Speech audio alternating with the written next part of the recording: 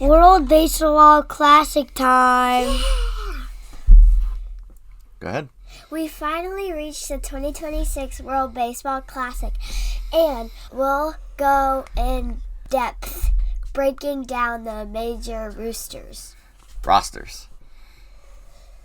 Okay. All right, keep going. We'll also discuss Tarek Skabal's decision and Joe Ryan's injury, taking him out of the tournament.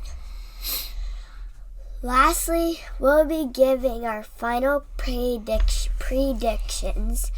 for each pool, ultimately predicting the World Baseball Classic champion. You like that? Shout out to W Energy Drink sponsoring this video. Dun dun dun. Dun dun dun. Link is in the description. Use promo code BATBOY for 10% off. Your turn. Go Team USA! All right. Subscribe to Jackson! To Jackson? Yeah! I thought it was the Bat Boy. To both. You can subscribe to Jackson too. And shout out to W Energy. Shout out to W Energy You guys a have lot. any parting words? Don't forget to subscribe! Who's going to win the World Baseball Classic? Aaron Judge. What team does he play for? Yankees! Oh. Yankees! Yeah, but in this, he's Team USA. Oh. Yeah. This is a country tournament, so he'll play for Team USA. All right, guys. Thank you. This one. And W.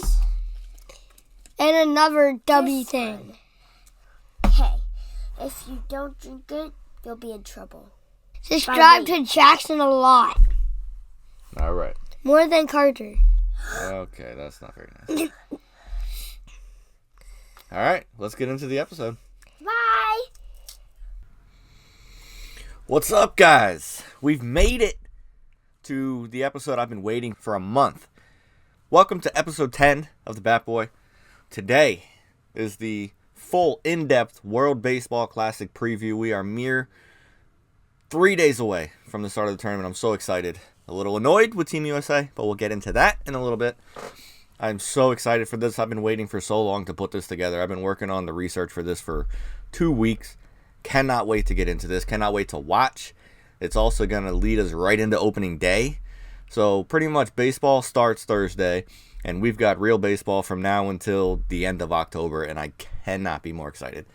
Thank you guys for tuning in. I do appreciate it. All right, let's get into the World Baseball Classic. I can't wait. It's going to start on Thursday.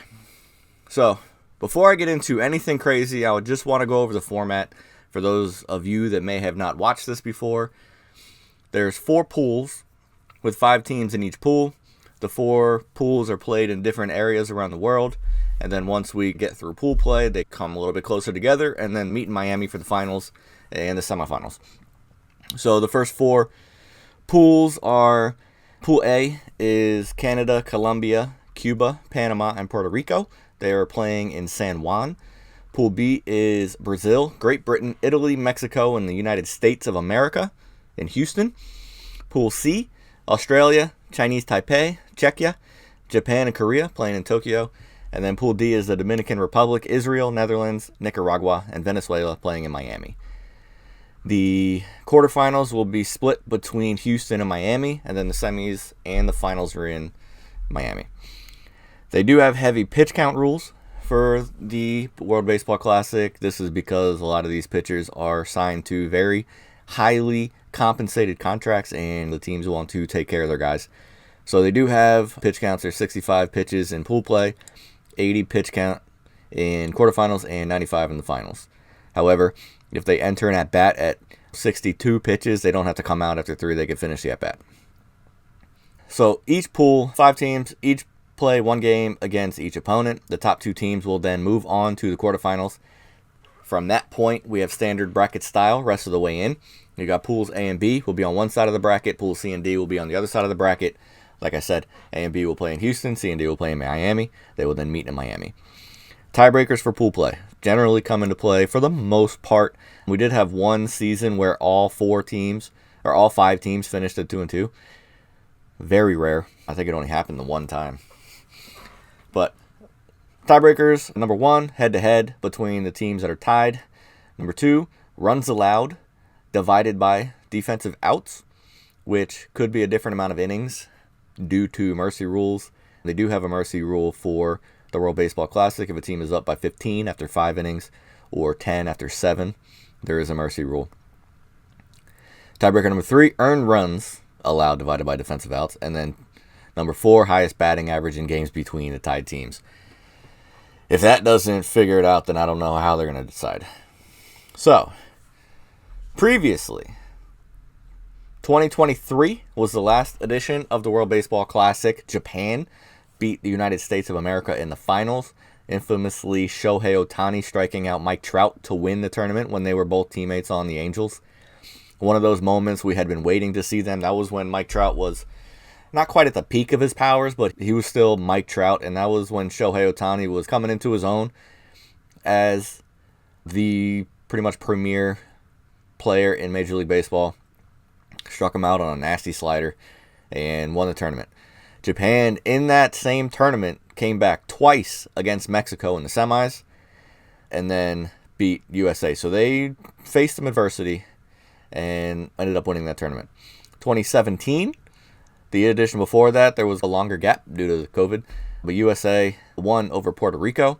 USA beat Japan in the semis and then blanked Puerto Rico in the finals 8-0. That was the tournament where, if you did watch, it was when Manny Machado was still on Baltimore along with Adam Jones, and Adam Jones had the home run robbery of Machado, and Machado gave him the helmet tip on his way around the bases. It was just one of those cool moments for that classic and for Team USA in general. However, we have now reached 2026 edition of the World Baseball Classic, and I've mentioned before, Aaron Judge announced he was going to be playing for Team USA in this tournament and captaining the Team USA squad. Ever since that announcement, players have been lining up to play. And I've never seen a exhibition style tournament with this much talent everywhere. It is crazy. Now, usually Japan doesn't have any trouble getting their guys to go. They have all of the best players that have Japanese roots every time, because there is something about wanting to beat the United States at anything, and Japan likes doing that, and they've been successful. I think they have more World Baseball Classic victories than any other country. I don't know about this year. I had to do some research on it. Usually I just go into it assuming Japan is going to be the best squad. I don't know who most of the players are. Some of them have already come to the United States and played in the MLB, so you recognize some of the names. But for the most part, most of those guys, I don't know who they are. And usually I just assume they're going to be the best. This time I didn't assume that. So I went and did some research on them to really get a gauge on where they're going to be in relation to USA, DR, Venezuela, some of these other teams now that are a lot more stacked than what we've seen in the past. Dominican Republic usually gets a lot of their players to come, but USA's had a hard time getting their players. So I did some research on Japan, on Korea, on Chinese Taipei to get a feel for where I think they might kind of slot in. So, without further ado, let's get into it. I will be honest, some of these teams I'm not going to talk about too much because, frankly, they're not going to be that good, and I don't want this to be a 3-hour episode going in depth in every team. I'll probably take about 6 of them and really dive in, and then just briefly cover a couple. All right, Pool A, San Juan. This pool consists of Canada, Colombia, Cuba, Panama, Puerto Rico. Canada, they have a lot of good players. They are highlighted by Josh Naylor and Bo Naylor, Otto Lopez, outfielder Tyler O'Neill, Owen Casey, Denzel Clark, pitchers Logan Allen, Jamison Taillon. They are They They're very top-heavy. Top half of the lineup, I think, is going to be really good. That 1 through 4 to 5 is going to be really good. The bottom could be really bad. Their pitching is going to be a little bit dicey. But overall, I think they also drew a very good pool because most of the powerhouse teams are not in this group. And I think they are positioned well to get through. Colombia. Jose Quintana, Gio Urshela, Julio Teheran, I never really knew how to say his last name, and Donovan Solano are the highlights of that one. I have one note for this team. Not great, Bob. I don't think they're going to be very competitive at all. Cuba. I went through this entire roster. The only player I recognized was Yohan Moncada. So what I did was I went to Baseball Reference, I think it was, for Cuban-born baseball players. They are missing a load of players. Yordan Alvarez, Aroldis Chapman, Yandy Diaz, Adolis Garcia, the Gurriel brothers, Nestor Cortez, Luis Robert, Adrian Morejon. They could have been really, really good. I don't know what prevented them from getting all their guys to come. I'm not really sure. And I don't remember. I know Chapman has played in the past. I know the Gurriel brothers have played in the past. I'm not sure about Yordan Alvarez. I don't think I've ever seen him in a World Baseball Classic, but I'm not positive. I don't know what it was that prevented them from getting their guys, but it could have been a really, really good team, and now I think it's a really, really bad team.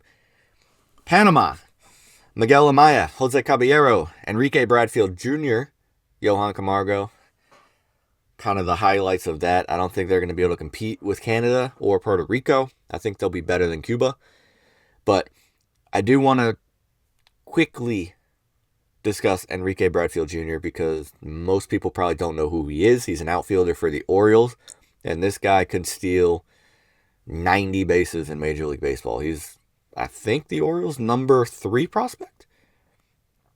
I'm not sure. He's in their top couple prospects. He's, I think, just outside the top 100. And he might be inside the top 100. I'm not sure. I should have done more research. That's on me. But I think he's going to be a phenomenal Major League Baseball player in probably a year. But we're going to get to see him on a national stage, and I'm excited to watch him. However, I don't think this team is going to be able to compete with some of the big groups. Puerto Rico. They got Edwin Diaz. And then Nolan Arenado, Willie Castro, Helio Ramos, Martin Maldonado, Elmer Rodriguez, a highly touted prospect for the Yankees, and Fernando Cruz. I think they're solid. It's weird seeing Nolan Arenado as he was part of the 2017 USA winning World Baseball Classic team. He's usually a mainstay for USA. Maybe he knew he wasn't going to make the team this year, so he went back to Puerto Rico and played for them. Not sure the decision making there. I'm assuming it had to be because he probably wouldn't have been able to make the USA team. But I do think Puerto Rico is going to benefit from a lack of commitment from the Cuban players, because if Cuba had their group, I don't think Puerto Rico would get through the pool. But judging by the rest of these teams, I think they should. My prediction for Pool A, Canada is going to win, then Puerto Rico. So I see Canada and Puerto Rico getting through to the quarters, and then followed by Panama, Colombia, Cuba. I just think those 3 teams are going to really struggle against the Puerto Rican and the Canadian lineups. They don't have the pitching, they don't have the depth to compete with those 2 teams. So that bottom 3, you can move it around however you wish. I think there's going to be a large talent gap between Canada, Puerto Rico, and then the rest. All right, let's get into Pool B. I am going to skip one team. So what I'm going to do here is I'm going to save some of the big juggernauts for the very end. So USA will be skipped here, as well as Japan in the next group. All right. Brazil. I have nothing written down for this team. Didn't know any of the players, don't know anything about them. Think they are going to really struggle against a group that's got a lot of big league ball players. Think they're going to possibly get mercied multiple times. Great Britain. Jazz Chisholm Jr., Harry Ford, who is someone I'm really excited about, and Christian Robinson. Yeah, not great. It'll be fun to watch Jazz. I always enjoy watching him play baseball, but I don't think this team is going to be that competitive. I think they'll be better than Brazil. Maybe. But I don't think they're going to be competitive. However, these next 3 teams, I think, will be very good. Italy, they are highlighted by Michael Lorenzen. Starting pitchers, Michael Lorenzen, Aaron Nola, Matt Festa, who I think is more of a relief pitcher, and Adam Ottavino. They got Kyle Teal, Vinny Pasquach, Jack Caglianon. So we got a little Royals fun going on. And Jacob Marcy, who is a center fielder that I'm also extremely excited about, who is in his 2nd year now. So I'm excited to watch him, especially in this pool, because he's going to be playing against some greats. And I'd like to see how he holds up. I think this team's going to be solid. I think Italy is going to be very underrated. I think they're going to be a tough out. However, I think it's unfortunate that they drew U.S. and drew Mexico, because I think Mexico, who I'm going to get into in a second, is a very, very good team, not to be discounted. But I also think Italy is going to be better than we think. And I think they just caught a bad draw, to be honest. Mexico. Featured players, Jaron Duran, Alec Thomas, Randy Arozarena. Outfielders, Andres Munoz, who's one of the best relievers in the sport. Robert Garcia, Jonathan Aranda, Alejandro Kirk, Taj Bradley, Joey Ortiz. They got good guys. They got a good outfield. They're going to have a good bullpen. Starting pitching is really going to be where they struggle. But I think they're going to be good. They're going to struggle to compete with the U.S. But I do think they'll be better than Italy by a touch. And if you told me that Italy beat Mexico, not going to be surprised. Wouldn't surprise me in any way. But I do think Mexico is going to have a little bit more experience. I think they're going to just be a little bit more prepared for the moment. So, USA, I'll get into them in a minute. However, actually I'll do my predictions at the end because that's going to ruin it. Pool C, which is in Tokyo, which I believe is actually starting late Thursday night, where most of the tournament will begin on Friday. But this pool consists of Australia, the Chinese Taipei, Czechia, Japan, and Korea. Chinese Taipei, Japan, and Korea I'll get into in a minute because I did a lot of research into those teams. Australia, Travis Bazzana, the only guy I knew. Think they're going to be bad. Czechia, I knew even less than I knew in Australia. Did not know a single one of those players. I think they are going to really, really struggle in this pool. I'll just be honest. Think they are going to probably get mercied a couple times. I'll get into the rest in a minute.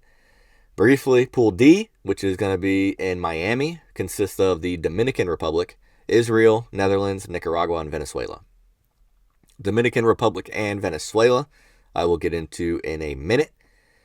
Israel, I was actually surprised by some of these names. Tommy Canley, didn't know he had Israeli roots. Harrison Bader, same. Spencer Horwitz, that makes a little more sense. And Cole Carrig, who I am actually really excited to watch. He's a highly touted prospect for the Rockies. Got a rough draw. You got to deal with DR, you got to deal with Venezuela, you got to deal with the Netherlands, who are going to be sneaky good. Might be fun to watch. I'm excited to watch Carrig, but they're gonna really struggle. The Netherlands. Let's skip the Netherlands. Nicaragua. Mark Vientos, Jeter Down, Erasmo Ramirez were the biggest names that I was able to find on those teams. They're just not going to have enough depth to compete. This pool is loaded. I just think they're going to struggle to compete. They're going to be up there with Israel, just struggling to see which one of them can beat the other to not come in last. The Netherlands, this team is pretty good.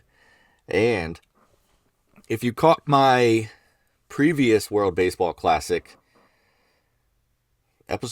segment, I don't really know what you want to call it, but when I briefly went over the World Baseball Classic and I mentioned there was going to be a player playing for the Netherlands that I am probably the most excited of any player in this pool, not named Aaron Judge, to watch, it's Didi Gregorius. Oh, how I loved watching Didi Gregorius. Man, the shortstop position for the New York Yankees. He's back. Probably going to play, I don't know. Is he going to be able to play short with Xander Bogaerts there? Probably not. Maybe third. I don't know. But hopefully he plays somewhere because I would love to watch him. Beyond him, they have Kenley Jansen, Ozzie Albies, Xander Bogaerts, Jurickson Profar, Ceddanne Rafaela. I think they're going to be better than we think. I don't think they're going to ultimately be able to keep up with Dominican Republic and Venezuela. I just think those teams are just loaded. But I think they're going to put up a fight. I think they're going to take care of Nicaragua and Israel handily. And who knows, maybe they could pull off an upset. The pitching isn't quite there. But if they can run into some luck, pull off an upset, and I wouldn't be shocked. I would be a little surprised, but I wouldn't be blown away.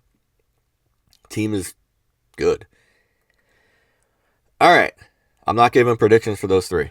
This has not been very streamlined because I wanted to focus on a couple teams.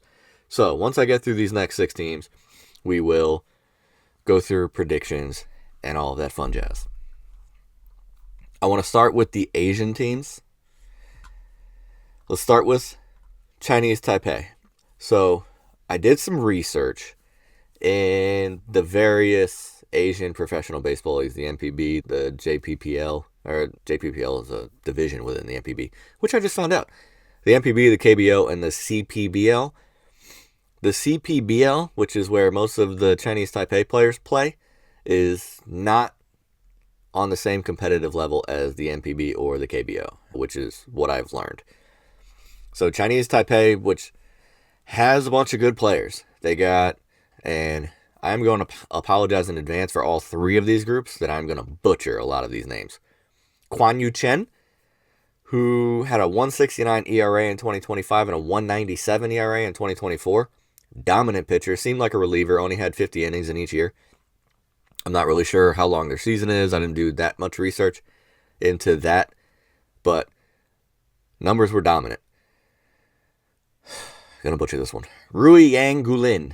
He played in the NPB. So this one I'm going to take with a little bit more stake, that he was the 2024 CPBL MVP, which then, I guess, moved him into the NPB. I don't know, maybe he realized that he was above the talent level in the CPBL, so he wanted to take his talents elsewhere. So in 2024 for the CPBL, he had 125 innings pitched and a 1.66 ERA, winning the MVP. Moved over to Japan, went to the NPB, and had 50 strikeouts and 49 innings and finished with a 2.94 ERA. Really good pitcher. Shi Xiang Lin was the 2025 CPBL Rookie of the Year. He is a 23-year-old reliever who is essentially a closer now, but he is really good. Outside of that, there was nothing that really stood out to me about this team, and I think they're going to struggle to compete with Korea and Japan. But it was fun to learn about some of these players. Korea. This one had a little bit more excitement, a little bit more quality to me, I think. They have Hyunjin Ryu, who pitched for Toronto for a long time, for the Dodgers for a long time, hasn't pitched since 2023, so it'll be interesting to see him out there again. They also have Riley O'Brien, who is potentially the new closer for the Cardinals. Rookie year last year had a 2.06 ERA and 45 strikeouts and 48 innings in his rookie year. He was great for the Cardinals. He does, however, have a leg issue going on, so I'm not sure. They haven't really announced if he's going to play or not, so I'm not really sure what the situation is there, but he is an MLB tested pitcher. They also have Dane Dunning, who is a not so good MLB tested pitcher. He had a 6.97 ERA last year. He's not great, but he's on the team. Now, they got a bunch of guys that are okay over there. A couple guys stood out to me. One guy named Byung Hyun Jo. He had 79 strikeouts in 67 innings and a 1.6 ERA. Seems dominant. They had Young Chan Yu, who had 52 strikeouts and 41 innings with a 2.63 ERA. Also seems very good. They had a couple guys, Young Pyo Ko. And again, I'm so sorry for this. He seemed like one of the better starters in the KBO. About 9 strikeouts per 9. 161 innings, had a 3.3 ERA. You also have Hyung Jun So, who finished with a 3.3 ERA. He had about, I'd say, 8 strikeouts per 9 inning, maybe a little under. couple good pitchers. I don't know how that's going to equate to pitching against Americans, pitching against the Dominicans, pitching against the Japanese. I'm not really sure, but I'm interested to see. But they have good numbers. They got what I'm assuming is the best of the Korean pitchers. Catcher's nothing flashy. They do have infielder Do Young Kim. He was the 2024 MVP of the KBO. He batted .347 with 38 home runs and 109 RBIs and 40 stolen bases in 2024. That seems good. 2025, he only played 30 games due to injury, but he hit .309 with 7 home runs, 27 RBIs. So he seems like a really good ball player. They also have some power. Byo Gyeon Moon had 24 home runs in 2025. Si Hwan Ro had 32 home runs. Then they had Shea Whitcomb, who was a minor leaguer with the Astros. Take his numbers for what they're worth, but he had really good numbers in the minors for Houston. .267, 25 home runs, 64 RBIs, 16 stolen bases, which is, like I said, I would assume AAA or the KBO is kind of in between AAA and Major League Baseball, would be my guess. But I'm not 100% sure. I would say the NPB is definitely probably between AAA and Major League Baseball. You got the dominant NPB players that can really come over here, Shohei, and then you have their middling guys that come over here and they really struggle. I don't know. I think the KBO is a tick below, so maybe the KBO is more equal to AAA. Kind of hard to compare those.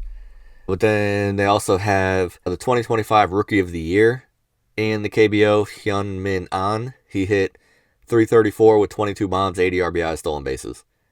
And then they got Hyman Park. I'm a sucker for speed. They got Hyman Park, who had 49 stolen bases in 144 games. Hyun Bin Moon hit .320. So they got average, they got power, they got speed, they got solid pitching. I think they're going to be pretty good, if I'm being completely honest. I don't know if they can compete with U.S. and Dominican and Japan, but I think they're probably going to be next in line, if we're being honest. Japan. This one I was excited for. I also learned a few things. I learned that the JPPL and the JPCL are divisions within MPB. Did not know that. I thought those were 3 separate leagues. The MPB is it's basically the American League and National League. They got the Pacific League and the Central League. Didn't know that. Learned that this week. They got some serious pitching over here. They got the 2025 JPPL equivalent Cy Young. They have a different name for it, obviously, but I'm just going to equate it to the Cy Young to make it easier for the listeners and viewers. But he was dominant. 195 strikeouts in 196 innings, had a .252 ERA after having a .265 ERA in 2024. They got, that was Hiromi Uto. Sorry, I just called him the Cy Young winner. They had Yumeto Kanemaru, who in his rookie season had a .227 ERA and 122 innings. Seems good. They got Yusei Kikuchi. We all know him from the Angels. Had a 107 ERA plus for the Angels last year. Gets about a strikeout per inning. He's good. They have Tomoyuki Sugano, who really struggled with Baltimore last year, but he was the MVP of the JPCL in 2024 after posting a 167 ERA, which is what brought him to the major leagues, and he finished 2025 in Baltimore with a 4.64 ERA and just 106 strikeouts and 157 innings. So he was okay. But the elephant in the room is they got Yoshinobu Yamamoto, one of the best pitchers in Major League Baseball. He was third in Cy Young voting for the Dodgers last year, 2.49 ERA, 1.67 ERA plus. He is a bona fide superstar, no matter what league you play on. And I know he's not going to Tarek Skubal. We'll get into that. So you're going to have to face him probably twice. So there's a guy you got to watch out for. Hitting, they got the 2025 JPCL MVP, Teruaki Sato. He hit .277 with 40 bombs and 102 RBIs. He's good. They also have the batting champ of the JPPL, 2025, Issei Makihara. He hit .304, 5 home runs, 45 RBIs, 12 stolen bases. And they have the 2024 JPPL MVP, Kensuke Kondo. Stolen bases leader 3 years in a row, Ukyo Shuto. And then they got some MLBers, Seiya Suzuki, who hit 245 with 32 and 103 for the Cubs last year. Very, very good. Masataka Yoshida is one of the guys that I would consider a bust, personally. He's fine. He hit 266 in 55 games for the Red Sox, but he is not nearly what they were expecting him to be. Now, to go along with Yamamoto, the other elephant in the room, they have Shohei Ohtani. Do I really need to talk about Shohei Ohtani? 4-time MVP. Really the best all-around baseball player I have ever seen. Don't think we have to worry about him translating to which league. He is probably going to be... Well, he's not pitching. He did announce that he's not pitching. So I argue that Aaron Judge is a better hitter than Ohtani. I believe he is. And I don't think there's a whole lot that you can use to argue against it. But as far as just if pitching was taken into account, he's the best baseball player I've ever seen. But if he's not the best hitter, he's the second best hitter in this whole tournament. All right, now with that done, my prediction for Pool C, which consists of Australia, Czechia, Chinese Taipei, Korea, and Japan. I predict Japan wins it, and then Korea, and then Chinese Taipei, Australia, Czechia. I think Australia and Czechia are going to, whoever wins against each other is going to come in fourth, and then the other one's going to go 0-4. And I think doing the research, the Chinese Taipei team, I don't think the competition equates to the Korean League or the Japanese League. And I think Japanese they're just too strong. That team is good. There's a reason why they've won so many of these tournaments. They are good. And they don't have any trouble getting their guys to come. Okay. To finish off Pool D, I'll start with Venezuela. They are highlighted by Ranger Suarez, Angel Zerpa, Jose Buto, William Contreras, Wilson Contreras, Salvador Perez, Luis Arias, Michael Garcia, Andres Jimenez, Eugenio Suarez, Gleyber Torres, Ezequiel Tovar, William Abreu, Ronald Acuna Jr., Jackson Chourio. Loaded. The lineup is absolutely loaded. The pitching is weak. And they got Ranger Suarez, and not much to follow that. Which is why I think they'll struggle a bit.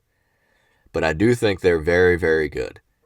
I think that lineup is going to be difficult to navigate through for any pitcher in this tournament. Dominican Republic, same. Sandy Alcantara, Brian Bayo, Carlos Estevez, Christopher Sanchez. So they got three. When you look at Christopher Sanchez, Brian Bayo, Sandy Alcantara, they got three really good starting pitchers, where Venezuela, I think, has one. They also have Agustin Ramirez, one of my favorite young catchers in Major League Baseball. And then the murderer's row of Junior Caminero, Vladimir Guerrero Jr., Manny Machado, Ketel Marte, Jeremy Pena, Juan Soto, Julio Rodriguez, Fernando Tatis Jr., O'Neal Cruz. I mean, wow. That lineup is, I think, equal to that of USA at the very least. And I don't know. That's a difficult lineup to get through. That is some power. That is some bat-to-ball skills. That is some on-base. That is just a group that's not going to strike out very much. That's going to be a difficult team to get through. Ultimately, I think Dominican Republic wins Pool D, followed by Venezuela and the Netherlands, which I think is going to be closer than we think. Venezuela and the Netherlands battling it out for the number 2 spot. And then Israel and Nicaragua. I just don't think they're going to be able to compete with the other three. Drum roll, please. Team USA. The only reason why I'm as excited as I am for this is Aaron Judge. My man Aaron Judge got everybody to commit to this bad boy. Aaron Judge, Bobby Wood Jr., Paul Skeens, Tarek Skubal, Mason Miller, Kyle Raleigh, Alex Bregman, Gunnar Henderson, Bryce Harper, PCA, Roman Anthony, Byron Buxton, Kyle Schwarber, Nolan McLean. Dominant squad will be the favorite. However, Tarek Skubal has announced that he's only going to make one start, and it will be during pool play. He will not participate in the later rounds. He will fly back to Florida to continue spring training. This is a contract year for Tarek Skubal. It's very annoying. Obviously, one start of Tarek Skubal is better than no starts of Tarek Skubal, but I don't think they need him in the pool rounds. I would rather you just fly in for the quarter or semifinal round game. It's really annoying. You would never see the Japanese doing this. You would never see the Dominicans doing this. This is selfish, and I understand why he's doing it. I get it. But then don't sign up in the first place. If you can't commit to it 100%, don't commit to it at all. Paul Skeens right afterwards said, hey, I'll pitch however much you want me to pitch. I'm committed to Team USA. That's the attitude I want. That's the type of guy I want. And this is also to go along with Joe Ryan, who is dealing with some back tightness. I don't know if he's already been removed or not, but it's most likely not going to pitch. That starting pitching looks a little weaker now. Because now, I think Nolan McLean is, if you don't know who Nolan McLean is, he's one of the top prospects in Major League Baseball. He's going to be in the Mets starting rotation this year, and I think he's going to be very good. I think this is a good chance for him to step in and show out. Then you're looking at Matthew Boyd. You're looking at Clay Holmes. I don't know what to think. Paul Skeens is going to Paul Skeens. You do have Mason Miller. You do got David Bednar back there in the bullpen. You got Garrett Whitlock. You got some good bullpen arms. The lineup is loaded. Corbin Carroll obviously is missing the tournament due to his hamate bone surgery, who was replaced by Roman Anthony, who is also very, very good. I don't think he's quite Corbin Carroll yet, but probably will be. This team is dominant, but I think the Skubal news, the Joe Ryan news, is going to hurt them a bit. I still think they're going to be the favorites, but I don't think they're going to be as favorited as they would have been. However, ultimately, my prediction for Pool B is going to be USA, Mexico, then Italy, Great Britain, and Brazil. If you told me that Italy was going to outplay Mexico, would not be shocked. Would not be shocked at all. And I'm going to stick with Mexico. But going through this and talking about it, I actually think Italy might be deeper than Mexico. I don't know. It depends what Jarren Duran we get. If we get Jarren Duran from 2024, I think they're going to be dominant. If we get Jarren Duran from 2025, I don't know. Maybe Italy can sneak in and steal one. All right. So, that leads us with USA and Mexico coming out of Pool B to go along with Canada and Puerto Rico from Pool A. Pool C, I got Japan and Korea coming out, and then Pool D is Dominican Republic and Venezuela. All right, so ultimately, I have Venezuela, Canada, U.S., and Dominican Republic in the Final Four. I have the Dominican Republic beating Japan in the quarterfinals, and Dominican Republic beating Korea, and I have Venezuela beating Japan in the quarterfinals. I don't know why, just a hunch. I think this Venezuelan team is going to be better than we think. So in the semis, I got Dominican and U.S. against Canada and Venezuela. Ultimately, I think the U.S. is going to be able to outduel. I'm hoping that's going to be the Paul Skeens game, because I think we need Paul Skeens more for the Dominican Republic than we need him for ultimately the finals, whoever it may be, because of the way the bracket is set up. And then ultimately, I think Venezuela beats Canada, leaving us a championship game of Team USA, Team Venezuela, and I just think the USA is too strong. I find it hard to see the U.S. not winning this, unless there's a lot of slumping going on. I find it hard to believe that USA is not going to win this thing. That's my prediction. Let's get ready for the World Baseball Classic. Starts on Thursday. I'm going to also be posting videos of game results, blah, blah, blah, this and that and the other. So subscribe to the Bat Boy. Subscribe or follow me on TikTok at the Bat Boy MLB. I'm going to be posting a lot of stuff throughout this tournament, so go check that out. Go check out W Energy. Link is in the description. Promo code BATBOY 10% off. I appreciate you all, and enjoy the tournament. See you guys.